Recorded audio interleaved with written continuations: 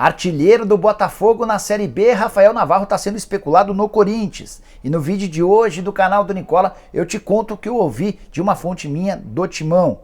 Bora falar também sobre a nova treta entre Flamengo e Atlético Mineiro. São dois os motivos.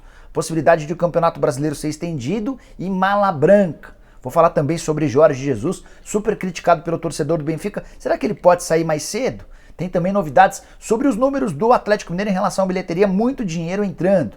Para completar, bora falar a respeito do Grêmio, super ameaçado de rebaixamento e agora com uma punição pesada pedida pelo STJD. Tem informações sobre Cruzeiro, sobre o São Paulo e Daniel Alves, sobre Zé Roberto, Santos e muito mais. Antes, deixa eu só me apresentar, sou Jorge Nicola e criei esse canal no YouTube para mais de 1 milhão de inscritos para deixar todos vocês super bem informados sobre as coisas do futebol. Feriado de terça-feira, você tá aí? Espero que você assista o vídeo até o fim. Se curtir, não esquece de deixar like e de se inscrever no canal apertando esse botãozinho vermelho de inscreva-se. A gente volta ainda à tarde com mais um vídeo e a partir das 7 da noite com o programa do Nicola ao vivo. Bora começar o vídeo falando a respeito do Cuiabá, que venceu o Red Bull Bragantino 1-0 na noite dessa segunda-feira.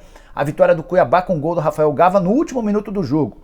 E esse resultado encerrou uma invencibilidade de 8 partidas do Red Bull. O time de Bragança Paulista, nesse momento, ocupa a 4ª colocação, 49 pontos. O Cuiabá é o 10º com 38. Seguindo no giro de notícias, contar que o Cruzeiro só empatou com o Vila Nova na noite dessa segunda-feira no Independência, jogo com muitos problemas, faltou luz, o jogo foi interrompido por causa da chuva, o gramado sem condições, no final das contas 1-1, 2 gols de pênalti, o Cleiton marcou a favor do Vila Nova, o Giovani marcou a favor do Cruzeiro. E a partir de agora o Cruzeiro tem que se preocupar muito mais com o rebaixamento do que com o acesso. O acesso já era. Em relação ao rebaixamento, hoje o Cruzeiro tem 5 pontos de vantagem contra o Londrina. O Cruzeiro aparece na 14ª colocação com 40 pontos. Só que o Londrina ainda joga na rodada e se vencer vai diminuir a distância para apenas 2 pontos. Situação delicada para o time de Vanderlei Luxemburgo. Seguindo com o giro, quero repercutir uma entrevista que Daniel Alves deu recentemente. E mais uma vez o Daniel Alves trocou os pés pelas mãos, como fala besteira, né? A frase foi a seguinte: o São Paulo estava contratando um torcedor na parte que me toca. Na parte do sentimento estava comprando uma história.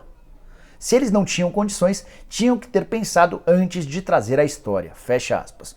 Pouco modesto, né? A modéstia passou bem longe do Daniel, que de fato é um jogador super vitorioso, entre os atletas em atividade é aquele que mais ganhou, mas toda vez que se mete a falar, fala besteira e só irrita mais o torcedor, né? Se ele tivesse uma boa assessoria de imprensa, certamente não daria tantas entrevistas e evitaria ficar se expondo desse jeito. Aproveitando que eu falei sobre o São Paulo, quero trazer uma novidade que envolve o Tottenham. Aí você vai falar, Nicola, o que tem a ver o Tottenham com o São Paulo? Calma que eu já te explico. Nessa terça-feira, 5 mil dias depois de ganhar seu último título em 2018, o Tottenham anunciou Antônio Conte como seu novo técnico. Treinador super vitorioso que tenta chegar aos Spurs para acabar com essa seca de títulos. E a chegada do técnico italiano pode mexer com o Lucas Moura, que era titular absoluto com o Nuno Espírito Santo. Se ele não tiver tantas oportunidades à frente ou sob o comando de um outro técnico, a missão, a intenção do São Paulo de repatriá-lo o mais breve possível pode acabar sendo facilitada. Com o Nuno, o Lucas Moura era titular absoluto e dificilmente sairia do clube. Bora para fechar esse giro de notícias, trazer informação de que o Zé Roberto, lembra dele, ex-Palmeiras, portuguesa, com 47 anos de idade, acaba de se acertar com o time do Piauí para a disputa do Mundial de 7. Mundial de Futebol Society, 7 jogadores e o Zé Roberto vai fechar com esse time piauiense somente para a competição. E por último, bora contar que o Jean Mota não joga mais pelo Santos, decisão do clube. O Jean já está vendido ao Inter Miami, ficaria até dezembro, mas recentemente foi expulso, o torcedor pegou birra dele e tal, e o Santos optou por não mais utilizar o Jean Mota.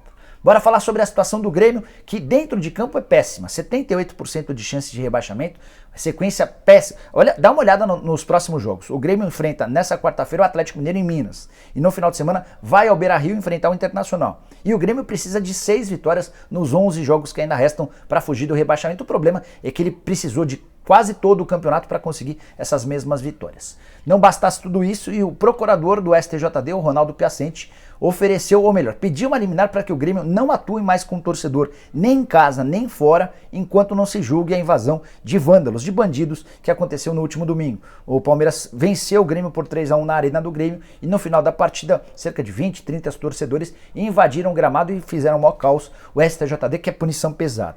O mesmo STJD ainda pode punir o Rafinha com 1 a 6 jogos de suspensão. Ele foi citado numa súmula por ofensas e também pode virar desfalque do Grêmio em metade do campeonato que o Grêmio ainda tem por disputar.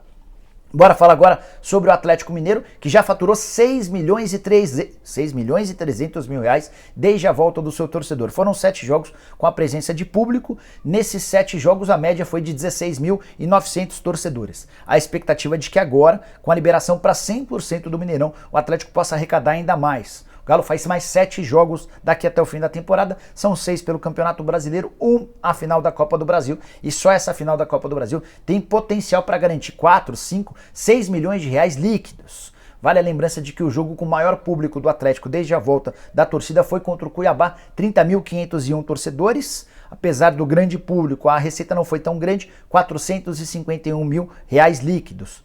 O ingresso estava bem baratinho. Já o jogo que garantiu mais dinheiro foi no confronto contra o Palmeiras na Libertadores, 18 mil pagantes e 3 milhões e 800 mil reais de renda bruta. A renda líquida de 3 milhões de reais. Bora mudar de lado e falar a respeito do Flamengo, mais especificamente sobre Jorge Jesus, que é o grande sonho do torcedor rubro-negro. Desde o tropeço do Benfica no final de semana, no futebol português, o site do Benfica foi invadido por torcedores do clube. E os torcedores benfiquistas não querem mais Jorge Jesus. É um fenômeno parecido ao do torcedor do Flamengo em relação ao Renato Gaúcho, que depois do último tropeço contra o Atlético Paranaense, torcedores do Flamengo invadiram a Flá TV pedindo o JJ. Lá em Portugal, o fenômeno é o contrário. São os torcedores do Benfica pedindo a saída do Jorge Jesus. Isso não deve acontecer antes do fim da temporada por causa da multa rescisória. Para demitir o Jorge Jesus, o Benfica precisaria desembolsar 10 milhões de euros e o clube não oferece condições financeiras boas para fazer esse movimento. Só antes de mudar de assunto, algumas novidades sobre o Flamengo. Contar que o Hugo Moura, volante que esteve emprestado ao Lugano e nem estreou, foi reapresentado, está de volta ao Flamengo e treina desde essa segunda-feira. Não pode ser utilizado nessa temporada, vai ficar à disposição somente para 2022. Outra informação importante, o Flamengo joga daqui a pouquinho às 4 da tarde contra o Atlético Paranaense em Curitiba. Jogo que terá transmissão da TV Globo para quase todo o país, menos para os estados de São Paulo, estado do Paraná e também para Belo Horizonte. Os torcedores de São Paulo e Belo Horizonte vão poder assistir a partida no site do GE de graça, transmissão via streaming. Vale a lembrança de que a Globo não pode transmitir os jogos do Atlético Paranaense no pay-per-view, não houve um acordo entre as partes. E com essa transmissão para quase todo o país em TV aberta, a Globo ainda frustra os desejos ou a possibilidade de o SBT ter uma boa audiência. A partir das 5 da tarde, 1 hora depois do início do jogo do Flamengo com o Atlético, o SBT transmite o jogo da Liga dos Campeões, baita jogo, o Atalanta na Itália contra o Manchester United, 2 times que jogam pra frente, tem tudo para ser um jogo bem legal. A Globo pode acabar atrapalhando boa parte da transmissão ou da audiência do SBT nesse jogo. Bom, bora falar sobre a treta, os mais novos motivos da treta entre Atlético Mineiro e Flamengo. O primeiro deles, o calendário. E o BAP, que é o vice-presidente de Relações Externas, foi quem abriu todo esse debate. Ele usou sua conta social no Twitter para dizer o seguinte: o Flamengo ainda tem 13 jogos, 13 partidas, o Atlético 12. Temos insistido com a CBF para mudar a final do Brasileiro para o dia 15, pois teríamos 14 datas. Acabando o dia 9, favorece o Atlético, porque o Flamengo terá feito 13 jogos em 39 dias e o Atlético 12 jogos em 45 dias. O Flamengo quer alongar o Campeonato Brasileiro. E o presidente do Atlético, Sérgio Coelho, usou as redes sociais para dizer que não existe nenhuma possibilidade de o Galo aceitar isso. Dá uma olhada. Não iremos concordar de forma alguma em mudar o término do calendário do Brasileiro do dia 9 para o dia 15. Não iremos aceitar que mudem o calendário. E nem a CBF irá cair para tomar uma decisão ridícula dessa. São pessoas sérias lá dentro, estamos tranquilos. Vale a lembrança de que o Atlético já tem jogos da final da Copa do Brasil marcados para os dias 12 e 15 de dezembro. E o Flamengo gostaria de estender o campeonato para ter um pouquinho mais de folga, até por causa dos jogos atrasados. O Flamengo optou por ter jogos adiados, com convocações data FIFA. O Atlético Mineiro preferiu não ter esses jogos adiados. Só para completar, vale a lembrança, ou vale a revelação, de que o canal do YouTube chamado Fala Galo, de jornalistas que cobrem o Atlético, revelou que o Flamengo fará mais um pagamento de mala branca a jogadores do América. Essa história nem é nova, a mala branca, só para ilustrar, é aquele pagamento de um clube para o outro para que esse outro clube vença a sua partida. O primeiro a contar sobre essa história foi a Rádio Itatiaia, dizendo que o Flamengo estava mandando dinheiro para adversários do Atlético Mineiro, para que vencessem o Galo. Agora o Fala Galo é quem traz essa informação. O Flamengo garante não fazer nenhum pagamento, garante não se utilizar desse meio da mala branca. Segundo o Fala Galo, o pagamento seria de R$180 mil para os jogadores do América tirarem pontos do Atlético Mineiro, jogo marcado para o próximo domingo.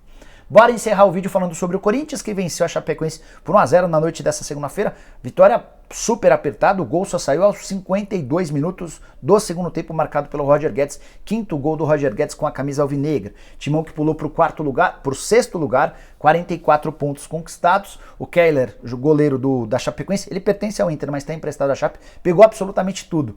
A curiosidade é que nos 6 minutos de acréscimo que o árbitro havia dado, ele fez mais uma cera, e o árbitro acabou acrescendo em mais 1 minuto, e foi justamente nesse último minuto, no 7º minuto do acréscimo, lá no finalzinho, que saiu o gol do Timão. 39.734 pagantes, maior público do Campeonato Brasileiro, do futebol brasileiro, para ser mais preciso, desde a volta do torcedor. É possível que esse número seja ultrapassado nos próximos jogos, até porque agora a gente passa a ter a liberação, a permissão para 100% das capacidades dos estádios pelo país. Próximo jogo do Corinthians contra o Fortaleza, confronto direto, Fortaleza 48 pontos, o Corinthians 44 pontos, o jogo é na Neoquímica Arena. Quero fechar o vídeo contando sobre Rafael Navarro, artilheiro do Botafogo na Série B e especulado no Corinthians. Navarro que tem 21 anos de idade, 42 jogos, 13 gols e 9 assistências na temporada. É um centroavante que, além de marcar gol, dá muito passe para gol e ocupa uma posição extremamente escassa. O Corinthians tem como prioridade para a próxima temporada a aquisição de um centroavante. É a posição número 1, a mais necessária. O Jô não tem dado conta do recado, inclusive na partida de ontem foi reserva. Essa especulação do Navarro começou relacionada ao Corinthians nos últimos dias. Ele também é pretendido pelo Internacional, pelo Atlético Paranaense, pelo Bahia e por um time da Major League Soccer.